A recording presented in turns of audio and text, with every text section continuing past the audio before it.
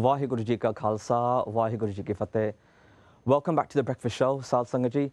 Today we've got some special guests with us regarding a recent trip that they've taken to Punjab. So I've got with me, joining me today, Baji Agyapal Singh Ji. He's joining me today. Vaheguru Ji Ka Khalsa, Vaheguru Ji Ki Fateh. Alongside him is a gentleman called Matt, and we've got a gentleman called Shep as well. Welcome to the Breakfast Show in the morning. So just a quick introduction. Baji, we'll start with yourself. Quick introduction, how you guys know yourselves and what exactly about this documentary that you guys have got lined up. What is that documentary actually about? Well, thank you very much, Baji, for allowing us to come on to the Breakfast Show at the Sikh Channel. So I'd like to thank the Sikh Channel firstly. Matt and Shep, all of us work in the fire service, West Midlands Fire Service. Okay. And we've known each other for a long, long time. And also, we're also part of the search and rescue team. Oh, fantastic. And so, so we respond to international disasters. And Shep actually went out to the Indonesia earthquake with myself in 2009. So that's how far back that we go as not just work colleagues, but as friends as well. And because we're friends, they know that I'm a Sikh. Even though I don't wear a turban, they know I'm a Sikh, and they were always interested in my culture, our culture. And once, when I said I was going to India, they said, can we come down and experience what India is? And I said, you want to come down? You want to become a tourist, or you want to see the real India? The real India, and they said, no, show us the real India. Yeah. And that's what the journey was all about, the documentary, is them going and experiencing the real India, the way we come from. Yeah, because like I said, a lot of people go to India on the tourist trail. They see all the touristy things, but they don't actually see the real Punjab or the real India, how we go there, go back to the villages and have a lifestyle over there. It's a different reality altogether, isn't it? It's a total different reality. Different world. I think this is where I think Shep will... How did you find it when you got off the plane and... what were your initial thoughts, I think? Yeah, because like I say, when you go to India, I mean, have you guys been there before, especially the Punjab region? No. You haven't been? No, not at all. So no. the initial shock you normally get when you go off the plane is like the heat and then obviously the smells as well, and you noise, feel a bit of pollution as you go off the plane as well, but it's like, it just hits you in the face. So how was that first experience getting off the plane and entering the airport? It was a bit like a smack in the face, because like you say, the heat is, you had to put my hat on straight away, the humidity. Yeah. And then once we got in the car, then that was air conditioned, but the traffic was really busy and we were swerving in and out, but that was just the norm. Yeah. So it was a bit of a change to what we're used to, put it that way. Yeah, because like I say, it's a massive shock, because like the traffic, it's amazing how they drive over there. I couldn't drive over there to save my life, to be honest, but how the system, it's like a bit chaotic over there, but it works. Absolutely. It still works with everyone over there. But like I said, how was that initial experience of seeing the culture there, straight up again at the airport? Like I said, the traffic was one issue, but obviously seeing just normal Asian people, I mean, for two English guys to be entering a place dominated with Sikhs and Asian people, how was that a bit of a culture shock, or...? Slightly, yeah, because they're just completely different. They see us, they know what these people are doing in the Punjab kind of thing, but they were not in a bad way. They was like, oh, let's welcome them in. And when we stopped off at the cafe with the dabbers, I think they're called. Yeah, it was really welcoming and trying all the different foods and that there. So no, it was really good. To meet us at the airport? Chacha, Aggie's uncle. All right, okay, fantastic. Aggie's uncle came on time. Yeah. We greeted him. And he says, right, this is a driver. Yeah. And then it was just a mad dash then for about 3 hours in the traffic. Which part of Punjab did you go to, Baji? Which part did you go to, gentlemen? Do you know the names? They know. Yeah. We landed at Amritsar, and then it was down the Grand Trunk Road to Jalandhar. Yeah. And then south of that was where the village of Maui. Okay. That's where we stayed initially for the first sort of week. That was our base. That's where Aggie's uncle and aunt lived. So you were in the hardcore bit of the village then, wasn't it? You back in the village life? We literally slap bang in the middle of the village, yeah. How were the villages to you guys? Like, say, seeing two English guys walk into a village in India, sometimes it's like people are shocked and think, oh, what's this? How was that for you guys as initial reaction? Yeah, we certainly felt welcome. Yeah. But we did notice we were being looked at. Yeah. For obvious reasons. But the welcoming was great, and we just, as we went round, talking to people and how friendly they were. They welcomed us in. They, you know, looking at their methods, how they differ for rural England. Yeah. And just getting to know the village people and village life. I think that is the Punjab welcome, where the Sikhs were very, very hospitable. Yeah, very. When you go there, they welcome you with the open arms, no matter which part of the world you've come from, which religion you're from, they're always welcoming with open arms. So what kind of experiences did you get actually in the village life? What kind of things did you actually get up to there? Because like I say, people start very, very early in the morning with their lifestyle, going out to the fields and farming, etc. But like I said, Punjab is very, very flat. Yeah. It's not hilly areas, so obviously the farming is the main source of people's income over there. So how was that? What kind of things did you do to interact into that social kind of life and social interaction with the villagers themselves? Yeah. I think the first thing we noticed was the call to prayers at 3 o'clock in the morning on a tannoy, blasting out the whole village, you know. So, you know, that was the first thing that needed explaining to us, wasn't it? You know, which 3 in the morning, pitch black, we hadn't that long gone to bed or whatever, you know, and everyone's starting again, farming, and the community's awakening, you know, wakening up at 3 in the morning. And then we just, as we walked around, meeting various people, looking at farming techniques, looking at the farming systems. How have you found that system, technology-wise, and etc.? It's almost going back like 100 years to certainly what we've read in books back at home and seen pictures. Very basic, but very effective, and it works. It works. That's the thing with Punjab. They will get along with it. They'll get on with it with the resources they've got. They'll just carry on. Sometimes a bit of a hard life for them over there. Yes, but like I say, it's a huge difference in how advanced we are technology-wise and farming techniques-wise in the UK compared to how they are. It's a quite medieval kind of. It's simple, but they're happy and content with doing it, and you know, there's no distractions that we have, you know, and they get on with it, and it works really well. Well, like I said, the prayers start, like you said, early hours of the morning, the call, but it's like, after a while, did you find you sort of could sleep through, or were you getting up early hours of the morning each day? How was that for you guys? Were you getting up early, or? Well, we didn't quite get up at that time because it was probably a bit too early for us, about 4 o'clock-ish, something like that. Yeah. But, you know, once that was there, we thought, oh, well, we've got another couple of hours until we sort of get up ourselves. And then you'd hear the traffic, a little bit of traffic, then you'd hear the people on the bikes coming around selling the different fruits and vegetables, a few dogs barking, and before you know it, you're up and away quite at 6 o'clock, sun's blaring down, nice crisp, clean air to breathe, and then we start our day then. And Chacho had already been out and done his stint on the farm 2 hours before us. So, you know, we thought fair play to him. Yeah, that's what they do in India. So they go out early hours of the morning, they go to the Gurdwara, the temple, Sikh temple there. Then they go to the farms, get the 2-3 hours of work done. Then they'll come back, have the cup of tea, have a bit of breakfast. And then the day officially starts for, like, us guys have been over there, our day officially starts for about 7-8 o'clock in the morning.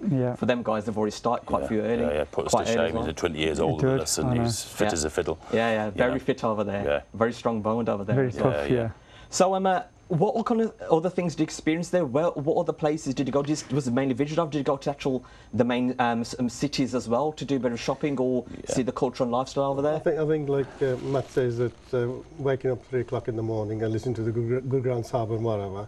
So it was nice for them to understand what that was all about. And I think they got an opportunity then to experience that a bit more, because then we actually went to Harmandir Sahib. Fantastic, or to the Golden Temple. You know, that a lot of people understand it.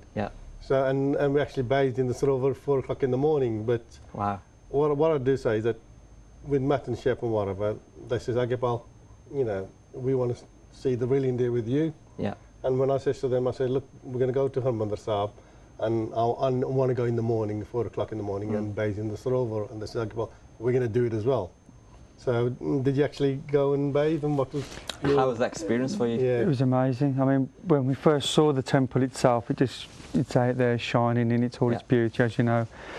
And then Mrs. Aggie said, we're going to be coming back at 4 o'clock, so the pools, we're going to have a little dip in the pool. So we came back at 4 o'clock, and it was still very busy, but not as busy. Still immaculate, which I was, you know, amazed at. The amount of people there, but it's still spotlessly clean. And then, you know, we got changed and we just dipped into the pool. Chacha was with us. All 4 of us went in with the koi car. Really peaceful. How many times do you have to bathe? How many How many times times? did you actually How many dip times inside did the we dip? actual Sarovar, actually the pool? How many times do you do? 5 times. 5 times. Five yeah. times. Yeah, see? Cleansing your soul. Well done, Matt, yeah. Yeah. 'Cause like I say, the Golden Temple Harimandir Sahib itself is heaven on earth for the Sikhs. It's the main place for us to go for pilgrimage. Because like it's called Sachkhand, hence it's the abode of truth, where God's throne is himself. I mean, when we go, we're in awe. It's one of those places where you feel you sense a presence or there's something different about you. How was that for you guys? 'Cause like when you enter the actual complex itself, you see and it stuns you for a few seconds, thinking, wow, where am I? But how was that spiritual experience for you guys as well, to be there at the holiest time for us, which is the early hours of the morning, and it's dark? How was that for you guys? Peace and tranquility. Yeah.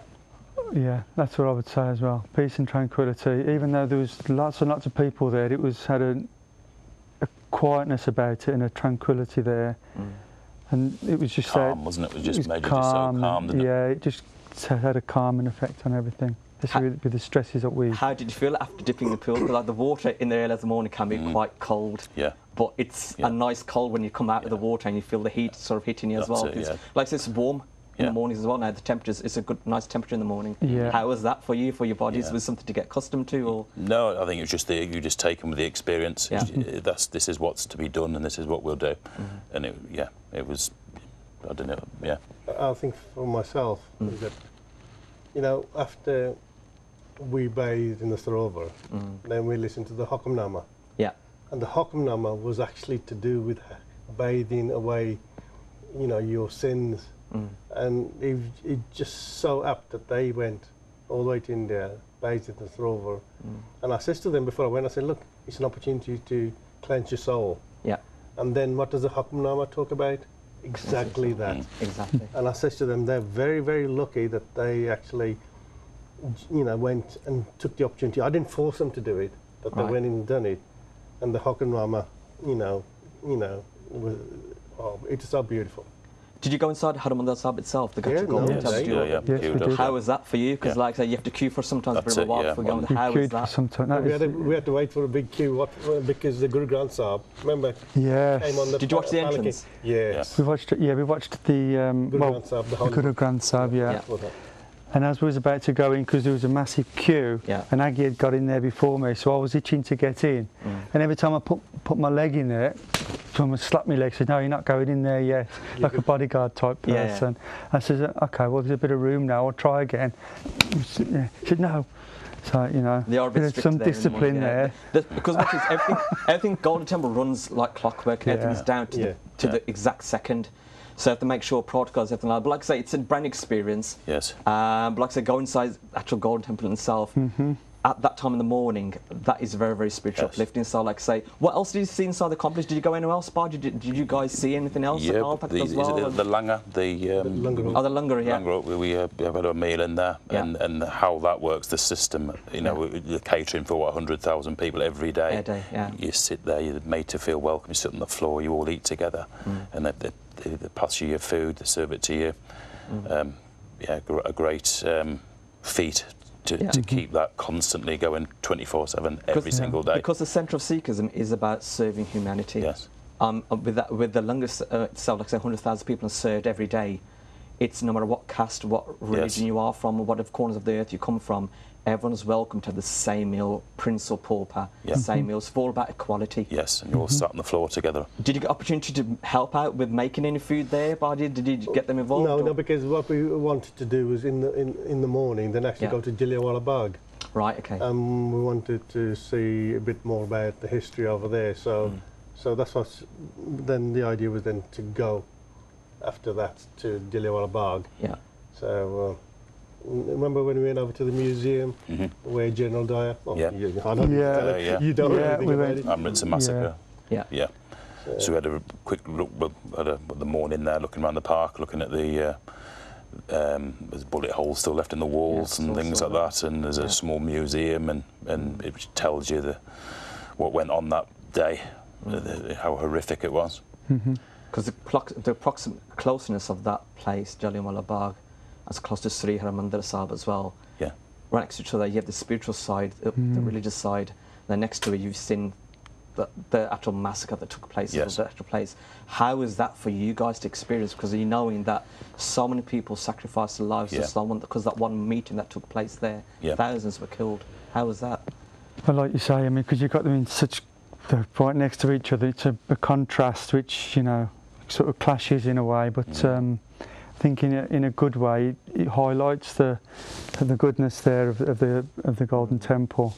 You know, it can overcome those kind of things with the strength. Yeah. And also being British as well, quite apprehensive, but felt no hostility towards us whatsoever. It was a very peaceful place, lovely garden, Yeah. and friendly as well, like everywhere else we saw. I mean, the whole area of walking towards Sri Harmandir Sahib as well, the Golden Temple. You also see how they've modernised it all with the shop fronts, and how is that for you guys an access? 'Cause sometimes when you go from village life and see the cities, then you enter, you think, am I actually in India? What did you make of that? Yeah. It's just, But it is a contrast, like you say, because we was used to the village life, with slow pace, and then you're back into like the modern bustle. the hustle and bustle and the busyness. But you know, we was okay with that. It was a bit of a shock though. What else? So, Baja, what else was part of the trip? Where did you guys go? Apart from Sri Harmandir Sahib around the Punjab, what else? What did you experience? Well, the idea was first to stay in the pen first. Yeah. And that's where we stayed in the pen, and you could ask them questions about the help there with the Jonna as well. Okay. Riding on the tractors and then taking the grain, rice grain to the mandi as well. So you got actually involved at the actual Yeah, farming yeah. as Yeah, well. they- Oh, fantastic. Yeah. How was that for you? What kind of things did you get involved in? Yeah. What did you do? Yeah, we looked at the various stages of the rice, where it's growing in the field, and the different colours it changes, and then the harvest, and then taking the rice to the market that was dried out, and then it's weighed, and then it's bagged for the government, and that whole process we looked at really. Yeah. So you're farmers for the day. Farmers, yeah, for the day. in and out for the week really. All right, picked fantastic. it, as we Just walked imagine around. there's a tractor coming down the road and there's two gore on the tractor. Exactly. Yeah. It's a spectacle for the local villages, isn't Local it? village. Yeah, going. yeah, it was a good experience, really good. But Yeah. then they experienced that, and my chacha and my cousin brothers were there and whatever. So they actually went into their farms and actually helped to feed the cows and actually drink the milk straight. Yeah, how was the fresh milk that Yeah, you get you from won't there? get fresher than that. You know, It was big, literally big mugful, wasn't it? Still Right. warm from the buffalo. Yeah, they actually milked it Oh, you milked the themselves. cow? Yeah, it's fantastic. It's lovely, Fantastic. lovely. It's very, very rich milk, isn't it? Yeah, yeah. First of all, we cut down some of the feed in the farm. Right. We helped him. Then we put that through the machine, what chops it up, the threshing machine.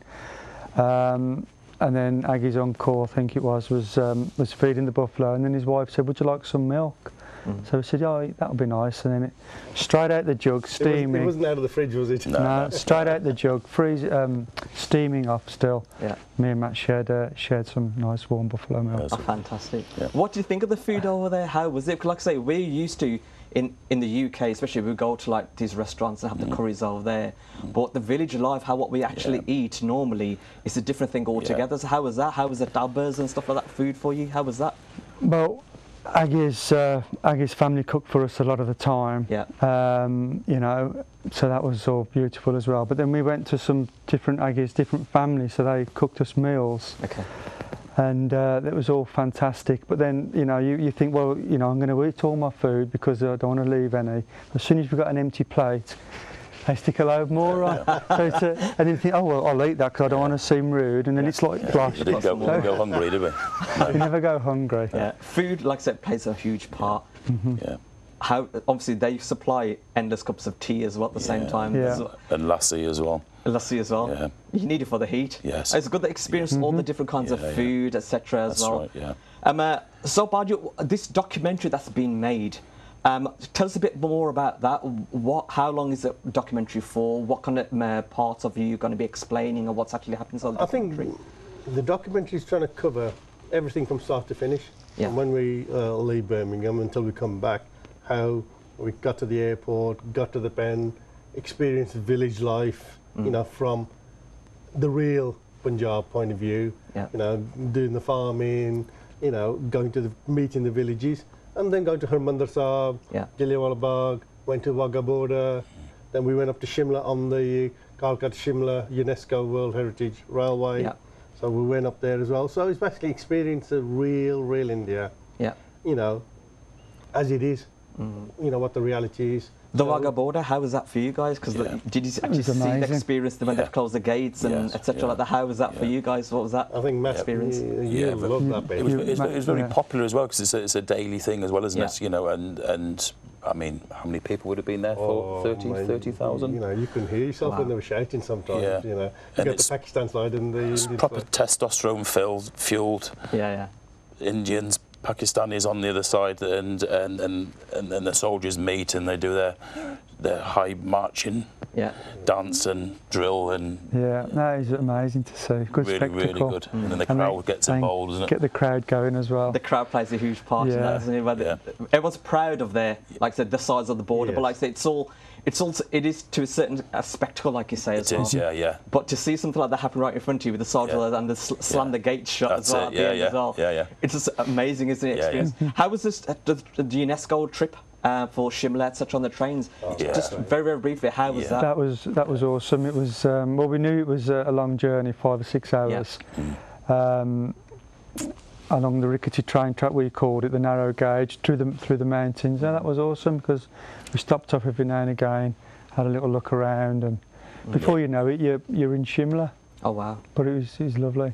Very scenic, isn't it, around very that area? scenic. You go through 100 odd tunnels and bridges. There's about 200 bridges to cross. It's just a feat of engineering as it twists, winds its way up through the mountains, looking at the wildlife. You guys have done quite a fair bit then, haven't you? In this short amount of time, quite places you visited and experienced. Well, we were lucky to actually go to Shimla and went actually to the place where they discussed the treaty and the partition of India as well. Okay.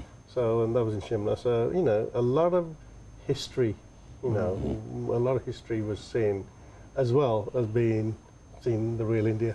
So how would you guys summarise your trip? Just a few words before we go to a break very, very shortly. How was it for you guys when you left? Like say, to be there for such a few weeks there, you become part of the lifestyle there. So how was that briefly for each of you guys, an experience, and just to summarise a total trip altogether? Well, for me it was, you know, I'll say the best part. One of my favourite parts was the Punjab itself, at Aggier's family's house in the village of Mawai. So, but then that was our base, and we explored, we went to Shimla and everywhere else. Then we came back, and then it was sort of say goodbye to that village, and we said goodbye to the people that we'd met and whatnot. So a bit sad really leaving the village, but really life-changing experience. So the humanity and the friendliness of the people will always remain with me. Fantastic. How about for yourself? Yeah, we packed so much in the 2.5 weeks. We met so many different people, and it's hard to pick out individual bits. Collectively, it was a real good trip. And we went down to see the Taj Mahal as well, which was to finish off. Oh wow! So that you know, that was another amazing experience as well. Fantastic. You know, one thing I would say as well to you guys as well: would you go again? Would you recommend to others? Rather than being on the touristy trip, being off the sort of touristy trail and experience the actual proper lifestyle there, would you recommend to friends and family? If you're lucky enough to have somebody like Aggia, because we could never have done it otherwise, because even with all the money in the world, you could never have experienced what we experienced, because we were immersed into the lifestyle. Yeah. But if anyone can do it, I would thoroughly recommend them to do that. Fantastic. Like I say, you can't really go and explore it unless you know somebody who's either living there or got connections there as well, as you are on the tourist trail a bit, aren't you? Yeah, we definitely saw the real India. So for yourself, Badi, just before we finish, go to the break, would you take other people with you next time? Would you take these guys again with you? Would you take more friends and family? How would this next step for this be for you guys again? Well, the thing is, you know, Matt has already said, can we go again? You know, because, you know, like I said, it wasn't touristy. It was back to the real Punjab. And I think when you meet the real people and you meet the real Sikhs and, you know, and they open their hearts up, there's not a better feeling. Fantastic. So, and, you know, and I think, I'd go again, you know, and I would take my friends again and whatever. And hopefully a lot of the video footage that I've captured of the journey, you know, when you look at it, hopefully I've captured the right essence of Sikhism and the Punjab. Fantastic. Well, gentlemen, thank you very much for coming on today. A big thank you. Hopefully we get to see the documentary very soon. Good luck with that as well. So, thank you very much for coming to. We'll go for a short break in a few minutes. So, Sanਗਤਾਂ ਨੂੰ ਬੇਨਤੀ ਹੈ, we're going to go to a quick break. Thank you very much, gentlemen. Thank you. Hopefully see you Pleasure, soon thank you. again at some stage.